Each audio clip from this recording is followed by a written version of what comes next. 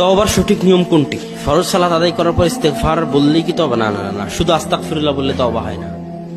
তওবা আলাদা জিনিস। তওবার কয়েকটা শর্ত আছে। আস্তাগফিরুল্লাহ আল্লাযী লা ইলাহা ইল্লা হুয়াল হাইয়ুল কাইয়ুম তো সবসময় বলবে। এর জন্য আল্লাহ সাগীরা গুনাহ মাফ করতে থাকবে, কিন্তু কাবীরা গুনাহ তওবা ছাড়া মাফ হয় না। তওবার জন্য প্রস্তুতি লাগে, কয়েকটা প্রস্তুতি। এক, যে বড় গুনাহ করেছেন ওই বড় গুনাহের উপর অনুতপ্ত হওয়া, কঠিন ভাবে অনুতপ্ত হওয়া। আপনি অনুতপ্তই হননি, এমনি বলতেছেন আস্তাগফিরুল্লাহ, এটা তওবা হলো না। ওই গুনাহের উপর, বড় গুনাহের উপর আপনি কঠিন ভাবে অনুতপ্ত হবেন। দুই, মনে মনে সংকল্প করবেন এই গুনাহ আর কোনোদিন করবো না। বাবা, একবার ভুলবশত হয়ে গেছে, আর জীবনে কোনোদিন যেন এই বড় গুনাহ সংঘটিত না হয়। কথা কি বুঝতে পারছেন? এটা হলো দ্বিতীয় শর্ত।